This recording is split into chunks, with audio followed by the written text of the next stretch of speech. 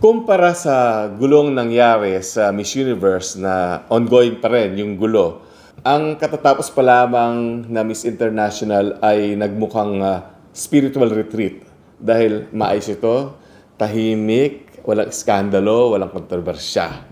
Nakaka-proud naman na ang recently concluded na Miss International was mounted by a Filipino team, a creative team led by Aika Events and Production. Kaya ito, saludo kami sa talentong Pilipino. Siyempre, dito sa ating episode na ito, i-share namin sa inyo ang mga behind the scenes, yung mga nangyari sa Miss International na hindi nyo nakita sa camera.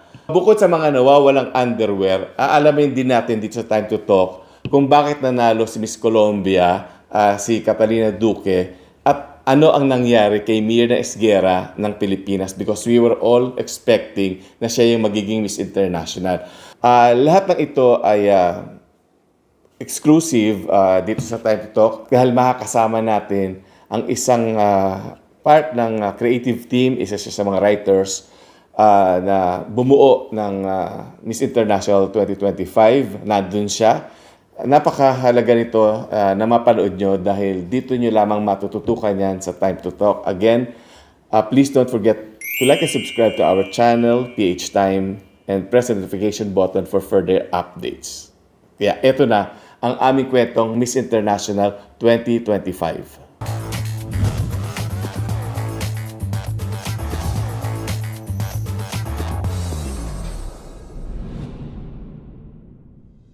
Okay, ang mga Hapon ay magaling gumawa ng kotse, ng mga electronics, pero nung nagsabog ng talino sa pagbuo ng mga special events, ang mga Hapon, ang pinansalo nila ay takip ng Kiko Mansoy sauce. So, kaya kailangan nilang kumunik pa sa mga napakagaling ng mga Filipino talents at kaya nagpadala ang Pilipinas doon ng creative team para tulungang ibuo ang Miss International 2025. At makakasama natin ngayon para sabi ng mga hindi nyo nakita sa camera ang isang part ng creative team na inimporta pa ng Japan mula sa Pilipinas kasi nga very talented siya. In fact, dito, ang talagang trabaho niya, correspondent siya ng Philippine Daily Inquirer at on the side, siya isang pageant chronicler. So, please welcome to help us uncover more ang lahat ng nangyari sa recently concluded Miss International. Please welcome si Mr. Armin Bam Adina. Hello po, magandang araw. Hi, Butch. Thank you for having me here. Yes, sana nga kasi naman nag-extend ng bakasyon sa Japan dapat magkaroon tayo Oo, Anyway, masaya sana kung face-to-face. Oo nga, di ba? Teka, paano ba nadamay ang Pinoy? Paano nangyari yun? Would you say na ang huling Miss International, ang bumuo, Filipino team talaga? Yes, the production itself, entire production, Filipino company, a Filipino team composed of Filipino individuals How working many? on around 40 siguro. There were dozens of us. Tapos meron lang mga paunti-unting mga nakuhang mga Japanese people to help. Pero yung core team and most of the people working on the production were really Filipinos. Sino director ba, yung overall director ng show? Yung nagbubuton. Nagbubuton si Joanne Laigo. Joan Laigot. Ano na nga ba si Joan Laigo dito sa ano to? Sa ABS. Taga, okay. So talaga, anong show niya sa ABS? Hindi mo alam. ASAP. ASAP. Okay, so then ikaw, ano naging pinaka-ano mo talaga? Pinaka-papel mo doon? Kasama ako sa writing team. So ang kapitapitagang Chris Violago ang ating head of creatives and head writer. So Magaling ba yun? Sobra, grabe, institusyon. Okay, sige. Hindi tatayo Okay, mga pageant kung wala siya at sige. isang napakapalad ko naman na mapabilang sa ilalim ng kanyang guidance as one of his writers. How long have you been watching Miss International? Live since 2019. Paano mo i-assess ang mga shows ng Miss International nung araw? Naabutan ko pa ang Miss International na 5 hours ang show na Ito merong ba yung kay Gemma Cruz? hindi naman. Okay. Recent 1964 lang yung yun. 2019 na yun. Mahabang show yun. Nagsisimula na mga alas 3 ng hapon. Ganon. Hanggang alas 3 ng madaling araw. Hindi naman. Gabi. Kasi kailangan umuwi rin ng maaga ng mga hapon. Dahil hindi naman siya weekend nangyayari. So, kaya siya mahaba kasi lahat may individual, kada segment may individual rampa, wala pang ini-eliminate. So lahat sila nag-national costume sa simula, tapos lahat sila nag-evening gown, lahat sila nag-swimsuit. Tapos bago pa sila chap-chapin. So in other words, parang dinala ang Filipino team para bilis-bilisan ng pacing? Parang gano'n ba yun? To modernize the ceremonies kasi maraming mga nagsasabing netizens na mukha nga daw siyang parang seminar, mukhang school program. Meron nga nag-comment noon na hindi na daw siya mukhang buwan ng wika. Kasi iba na yung tsura ng Bilis-bilis na. stage. Tsaka yung may mga camera work na talaga na parang pang TV ang atake kahit sa online at YouTube napapanood. So, Okay. yun. Okay, so ano ba ibang mga first? Okay, this is the first time that a former queen, a former Miss International title holder was invited to host the coronation show. Sino ito? Si Andrea Rubio, ang Miss International Ng 2023 ng ng Venezuela. taga tapos Tapos, it's also first time na ang anak ng isang dating host for 22 years ay naimbitahan na para mag-host. So, parang carrying on the legacy. Tapos, Okay. ano ba? The first time na nagkaroon ng opening production number na sayaw na kasi dati-rati ang opening niyan ay naka-national costume lang sila, nagsasalita. Tapos yun ang opening number. Ngayon, after ng national costume, bumalik yung mga kandidata na naka parang uniform na yung suot. So pare-pareho sila na naka floral brocade na short dress na may dance number. So first time na nagkaroon ng opening dance number in similar outfits ang Miss International.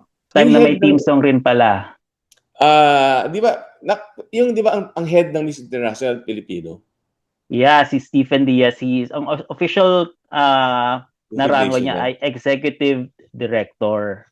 No, parang presidente rin ng Miss International pero he chose to have that title as executive director. So he's been part of the Miss International organization for years.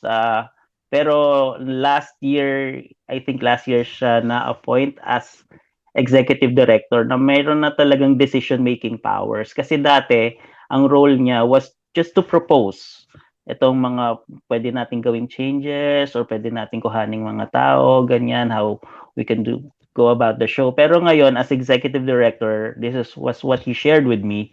As executive director, meron na siyang decision-making powers na as long as it's about Miss International, parang he can say whatever he wants to say and that will happen on the show. Hindi na niya kailangang, siguro ipinagpapaalam niya, pero hindi na niya hinihingi yung approval na tulad ng nangyayari dati.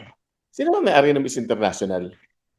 Si Mrs. Akemi Shimomura, the head of the International Cultural Association. She owns Miss International. So hindi si Raul Rocha? Ibang pageant yan. Sino ang mas may credibility factor? Oh my God. Okay, let this be put on record. Nag-iisipan pa ba yun? Okay. Kasi nung pumutok yung pangalan ng isang part owner dun sa other pageant, medyo Sila Rosa ng Miss Universe. yun, medyo I approach that news with cynicism kasi hindi ko siya masyado kilala. So I dug something about him. Tapos I didn't appreciate what I learned about him and him being connected with Miss Universe. Okay. Punta naman tayo doon sa mga nangyari, mga kaganapan sa likod ng entablado, kung as much as you know. Teka muna, so may nawalan nga ng underwear. Ganito yung role ko as writer, I was on the floor. So hindi ko masyado alam yung mga nangyayari backstage. Hindi, kasi ngayon, di ba dati ang nagkakanakawan ng sapatos? Ngayon, panty na ninanakaw. Hindi naman siguro nanakaw, na misplace lang. Ano yung gagamitin yung panty para ipakulam siya? Parang narinig ko yung ipinagamit sa kanya yung bikini bottom ng official swimwear nila eh. Ay, that's also a first pala eh. I just need to mention dahil nabanggit yung mga first kanina. It's the first time na uniform ang mga swimsuit ng mga babae, lahat sila. Okay. Kasi dati bring your own swimsuit dito sa Miss International. So ngayon, merong regulation swimsuit. Paano? Bakit hindi niya siniguro? Kasi ganito, no? Ang eksena ng opening segment ay naka-national costume sila. So the moment you introduce yourself and you exit, magmamadali ka na magpalit into that opening number attire. So siguro sa pagmamadali ng pagpapalit from national costume to the opening number attire, nakalimutan niyang maisuot yun kasi ang priority ay yung maisuot yung opening number. Ang Miss International ba napaka-big deal sa Japan? Well, wala siyang telecast, no? Hindi ko alam kung anong magiging sukatan natin ng pagiging big deal niya, pero do the Japanese people like talk about Miss International? Kasi sa yung Miss World sa London, may mga di ba nagbe-bet sila? Di ba? So, yes. Kumbaga sa London, yung alam na mga Briton yung Miss World. Well, based on yung mga previous years na napuntahan ko, wala masyadong fanfare around it. Wala ka nakikita mga tarpaulin sa labas.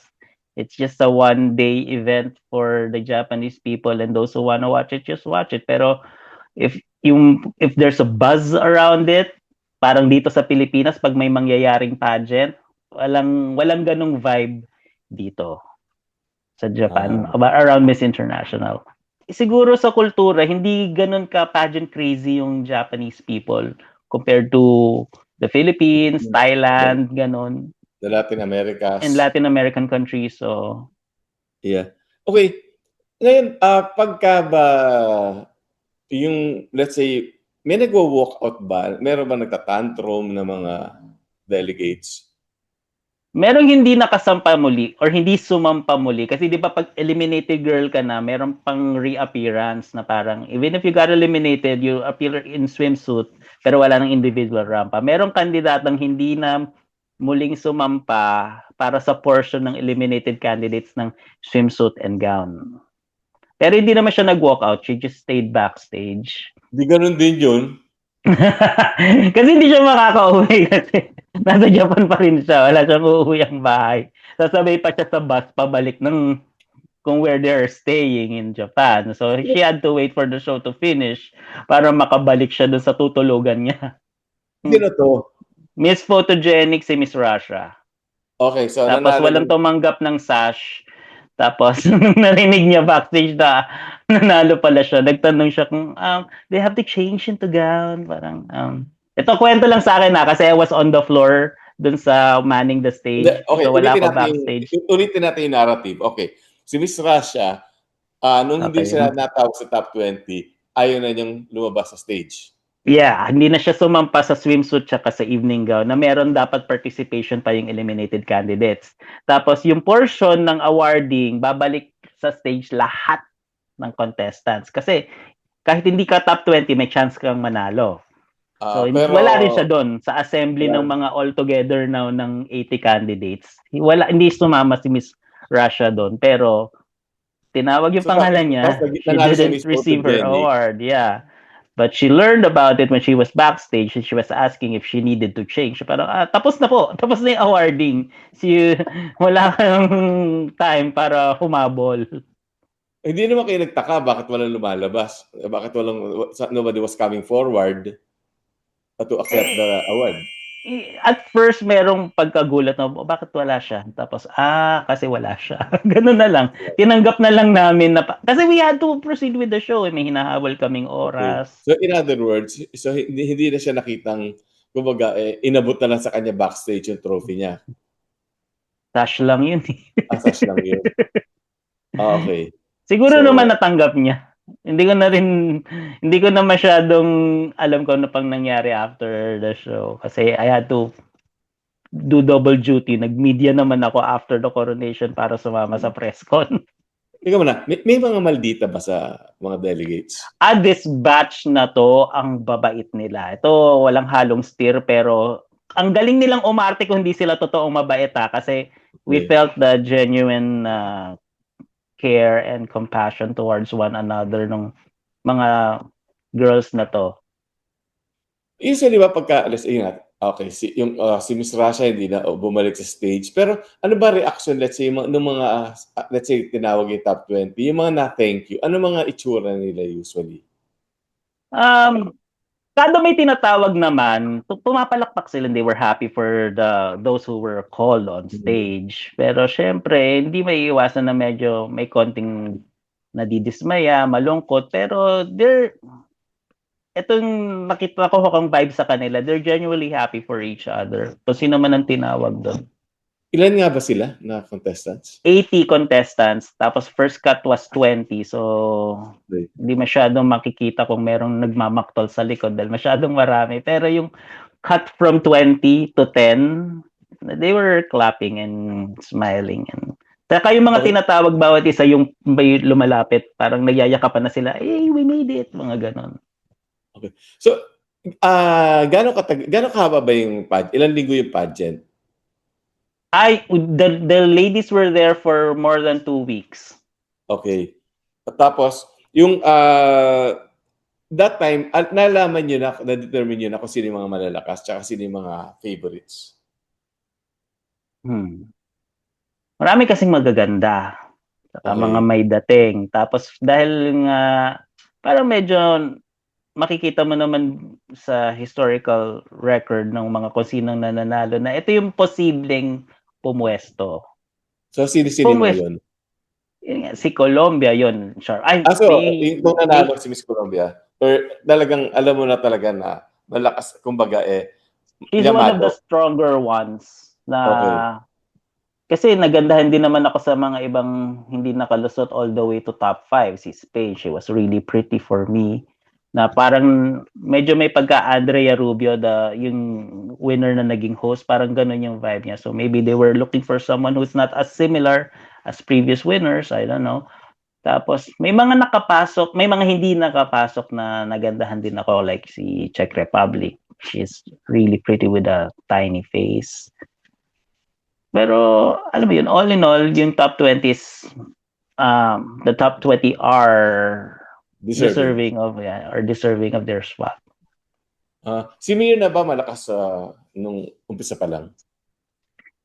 Mirna, even before she arrived in Japan, malakas na siya. Ang lakas ng buzz around her kasi more than a year na siyang naghihintay bago makalipad sa Japan. So, kilalang kilala na siya. So, pagdating naman doon, nakipagsabayan siya. Hindi siya nalunod ng ibang mga magaganda rin na kandidata. So, isa rin siya sa mga naging top picks. Lalo na after the preliminary evaluation, parang doon na cement na may laban si Mirna. Ganon. Okay, between Mirna and Miss Colombia, sinong mas malakas sa preliminary? Preliminaries, wait. Nalakasan ako kay Mirna doon sa prelims Okay. Doon sa performance niya compared to Colombia. Pero kasi hindi iba yung galawan sa Miss International, hindi katulad sa ibang pageant na hampasan ng balakang, na parang baklaan yung atake. Dito, demure, mahinhin. So, parang pagandahan na lang ng atake ng kahinhinan Yun ang pinaglabanan. So dapat pag sa Miss International, dapat mahinhin. Parang ganun, medyo prinsesa, prim and proper. Sabi Like, ni Melanie Marquez, isa lang daw ang molde nila, lahat daw sila mukhang manika. yeah, parang ganun rin yung nakikinikinita ng mga tao na basta manika ka, pang Miss International ka. Like si Atisa Manalo, di ba? She was our Miss International representative in 2018. Tapos pambansang manika siya. So parang ganun yung mga na-assign, na-appoint mapunta sa Miss International. Oh, sayang, kasi di ba first runner-up si Atisa sa Miss Yes, nung International? 2018, oo. Nanalo si Catalina Duque, di ba?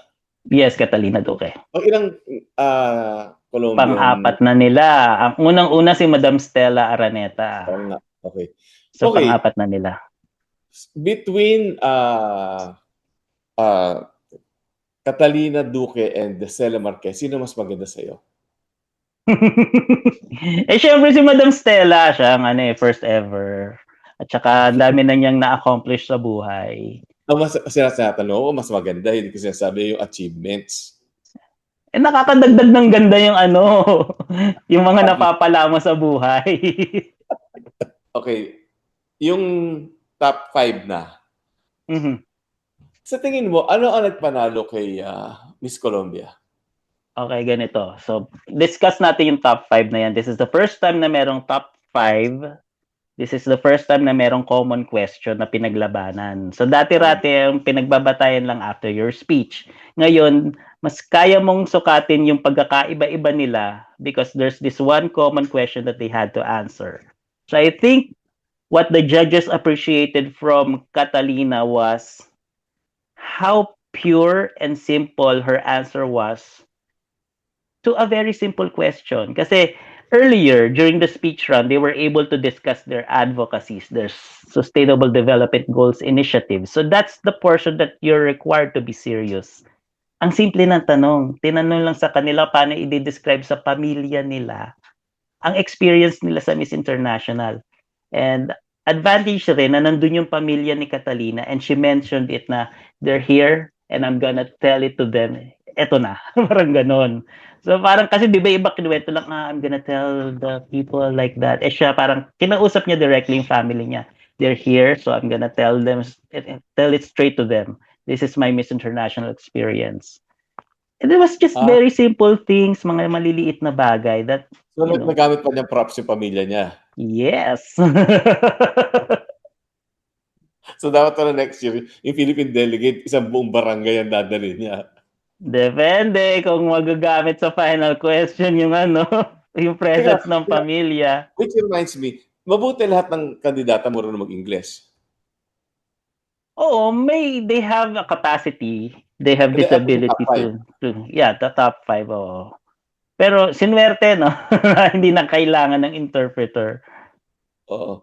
Tapos, yung si Zimbabwe, parang maganda rin ang sagot niya, di ba? Oo, maganda. Pero going back to what I mentioned earlier, parang that's not the moment that you are required to be serious. Kasi nabanggit na niya yung pagiging seryoso niya, yung mga sustainable development goals niya. Parang this moment, we're asking for something more personal from you. Pero I understand naman where she's coming from. It's very personal for her as a woman of color, as a Black African woman na nasa Miss International.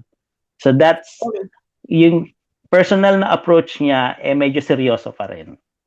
So, bakit sa tingin mo, tingin mo lang, bakit si Zimbabwe first runner-up tapos si Colombia ang Miss International? Ang Miss International.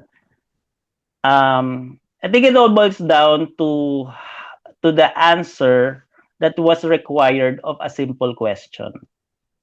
Ito, personal opinion ko lang to hindi ko nakausap yung judges, bakit po siya ang napili ninyo. Ang sasabihin ko lang ngayon is based on my observation on what happened between the two of them.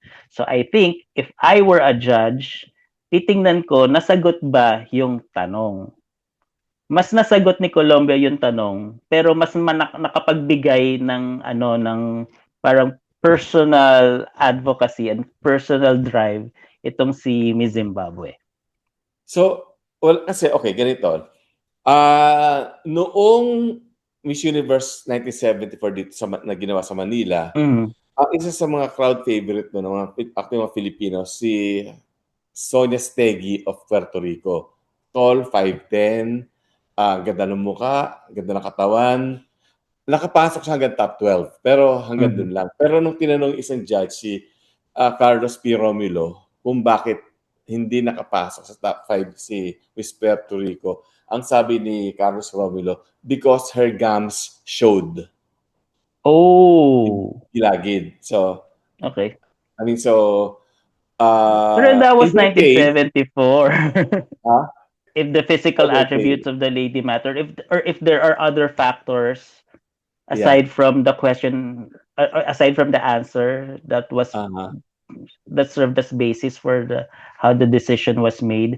Oo. Again, wala ako sa deliberation room to to be able to give you a credible answer whether may pinagbatayan pa sila other than the answer.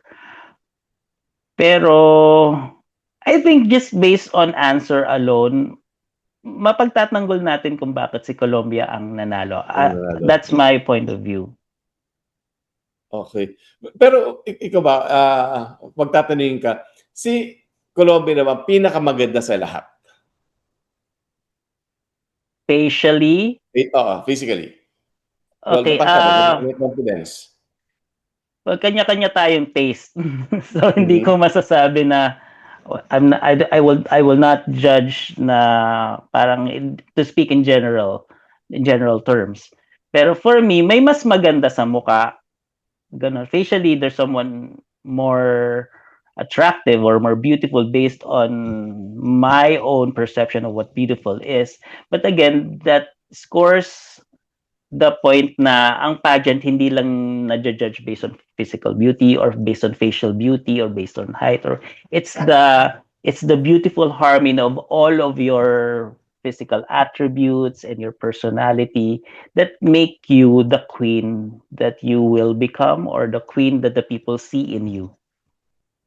Okay. So, nandiyan pa ba sila, Miss Colombia ngayon o nakauwi na? And they're scheduled to fly home on the 5th. Kasi yung All top 5 are all 5? required to stay here. Yeah, all the So, top 5. si Mirna The nandiyan, winner, si nandito pa Mirna si nandiyan pa? Mirna. Yes, sa December 5 pa sila uuwi lahat. Okay. Okay, pag-usapan natin, of course, Mm. malaking achievement na yung naaabot ni Mirna na maka-top 5 ka out of 80 contestants. So, Mhm. congratulations na rin kay Mirna Esguerra. Pero sa tingin mo, bakit na she failed to clinch the Miss International crown? Feeling ko nag-matter yung nag-overtime siya kasi pareho sila ni Indonesia na nag-overtime tapos silang dalawa yung lowest ranked runners-up. I think parang siguro that mattered to the judges kasi mga Hapon stricto sa oras, di ba? Puro hapon ba mga hurado?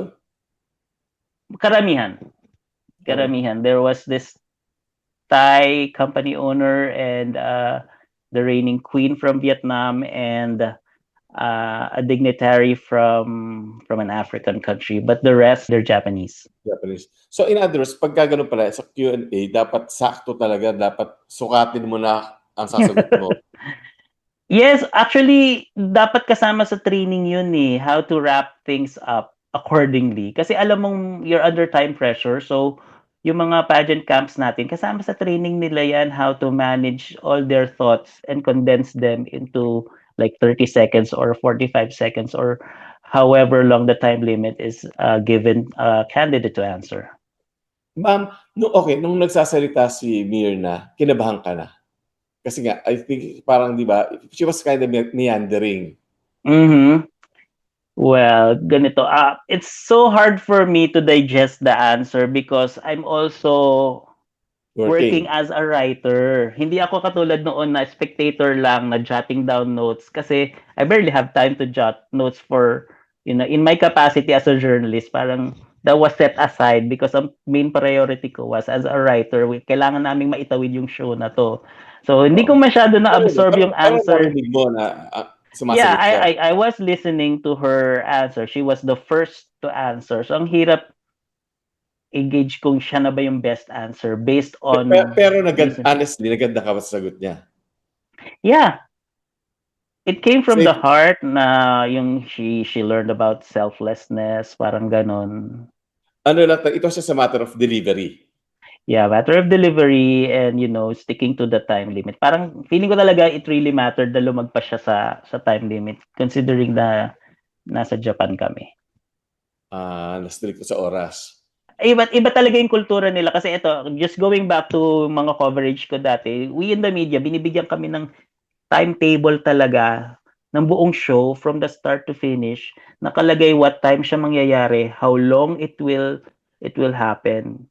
So, debuton talaga, sunod na sunod. Natapos siya within that time period. For example, there's this person na interview the audience. 5 minutes lang ang binigay. Natapos sarado, walang labis, walang kulang. Na-wrap up ang buong interview with the audience ng 5 minutes. Ganun yung sistema nila doon. Teka, question. Anong feedback? Nagandahan naman ang Miss International Organization dun sa pagkakamount ng contest by Filipinos. Anong feedback? From what I heard, no, hindi ko naman nakausap sila Madam Akemi, pero from what I heard, I think they were satisfied. The reason they got Filipinos involved or the Filipino production team was to give a different spirit, a different vibe to the ceremonies. Mag-iba ang image, ang timpla ng coronation show para makipagsabayan na rin sa mga ibang big pageants kasi parang many pageant fans are saying na Miss International is lagging behind in terms of staging the final competition show. So in terms of that, na nagbago yung itsura ng final competition show ng Miss International, I think the production team delivered and the intended audience was able to appreciate that, and the client, I think, based on what I heard, was happy with the outcome. Okay. So, congratulations, no? Thank you. Paano bumilis-bilis naman talaga din yung pacing. But, okay. Ano ba ginagawa talaga ng Miss International? The winner? Okay.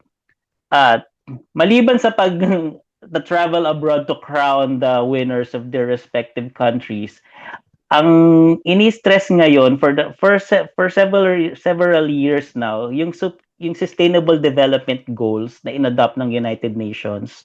So all the candidates are made to, initiate projects na addressing a specific goal. So when the winner goes to the other countries, tinutulungan niya yung national organization tsaka yung national title holder sa pagbuo or pag-i-spread ng proyekto na gustong maka-achieve nung a particular sustainable development goal na tinututukan ng organization or ng title holder. Hindi parang hindi kagaya ng araw, pag kinoronahan ka, see you next year na yun. See you next year para magkorona ng successor. Di ba nung araw gano'n lang ang papel ng winner ng Miss International? Oo, for the longest time, hindi naman bumabiyahe yung mga winner ng Miss International. Pero lately, bumabiyahe na sila. Kasi nga, nagkaroon ng pagtuon doon sa SDG ng United Nations. So, just yesterday, kanina, na merong United Nations initiative yung top 5 na nandito sa Japan. Parang they I don't know if they attended a United Nations event or parang they went to a United Nations sanctioned office. Oh. Okay. Between the two of us, huwag natin ikwento sa iba. Okay. Alam ba kung magkano yung premyo ng Miss International? Hindi sinasabi eh.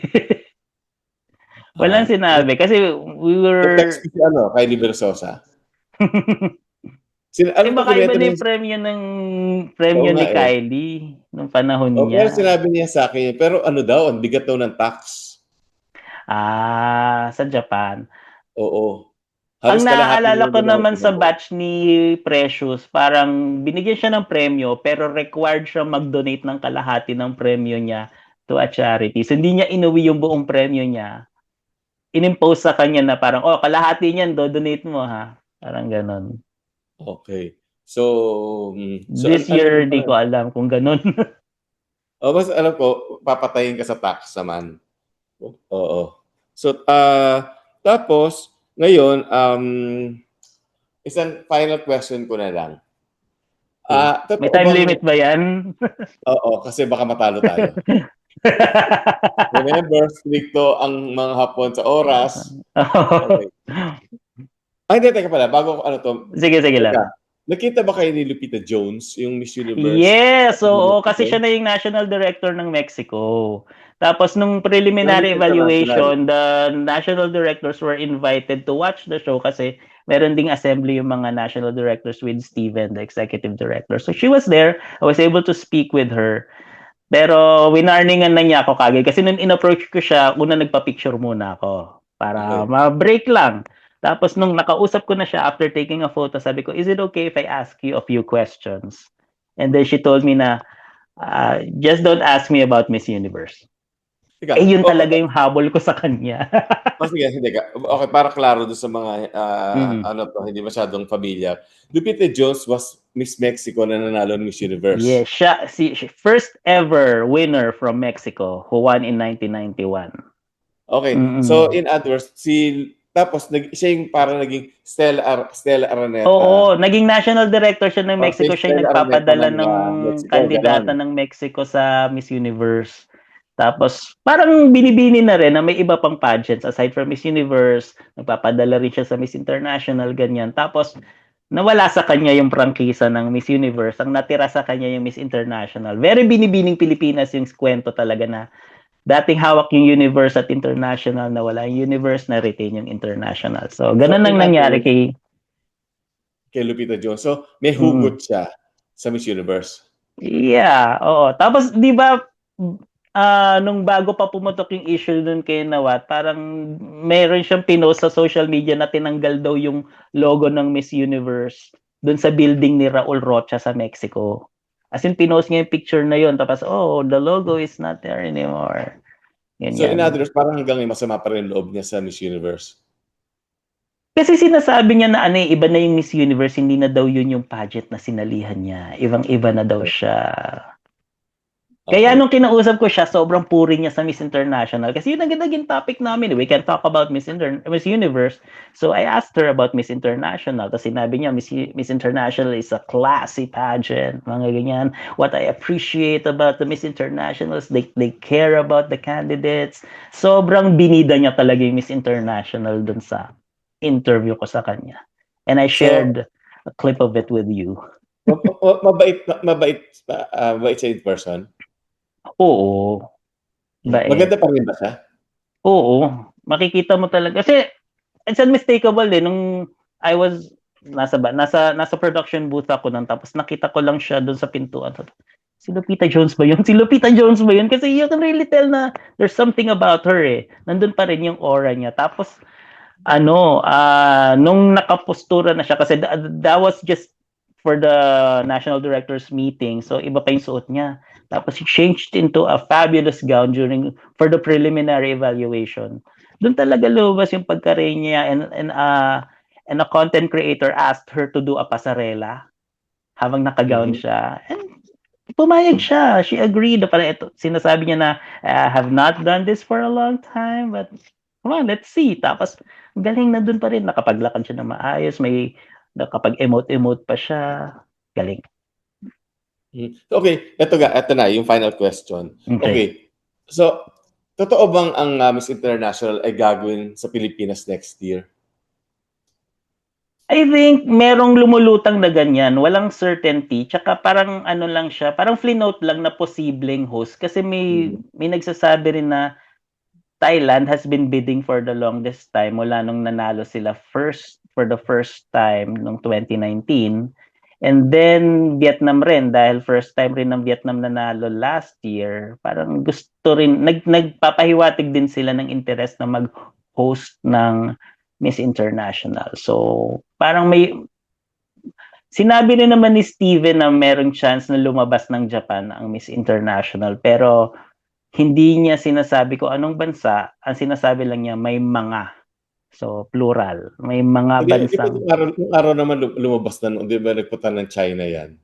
Yeah, it was held in China for 3 years. Parang dalawang magkasunod na taon, then balik Japan, and then bumalik ng China.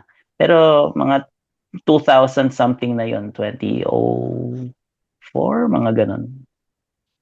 Anyway, maraming salamat, Bam. Pero Uy, maraming ngayon, salamat din. ano ba yung pasalubong mo sa amin? Yung okay, actually in-advance mo na, no?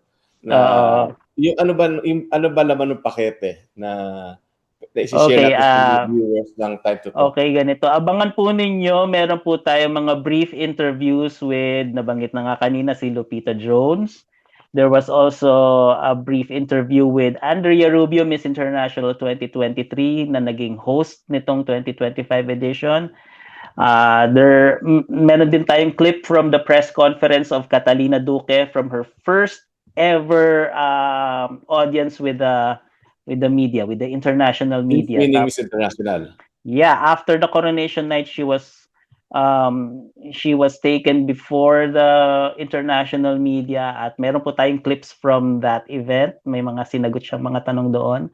Nakausap din natin si Myrna Esguerra after she was proclaimed fourth runner-up, and nakausap din po natin si Miss Yolanda, Miss Zimbabwe, who was first runner-up. Teka, baka tinitiyak ko lang na bago kita pakawalan, doon ba sa interview mo nandun yung mga sentimento ni Myrna Esguerra na yung because I think everyone was expecting her to bring home the crown and she did not. Parang nandun ba yun sa interview mo? She said how she felt about being fourth runner-up, and i-tease na natin yun sa susunod na na palabas. Nasa interview mo yun? Nasa interview, how she felt about being fourth runner-up. Hindi ko natatanungin kung masama ang loob niya o nagbubunyi ba siya. So abangan nila yung interview na i-share mo sa amin. Okay. Yes. At this point, maraming salamat, Bam. Maraming salamat din po. And don't enjoy Japan too much. Umuwi ka na, mas kailangan ka namin dito. Uuwi din po tayo. Tapusin lang natin yung Tokyo Comic Con. Okay, thank you very much. Thank you that po. was Mr. Bam Adina, straight from Japan.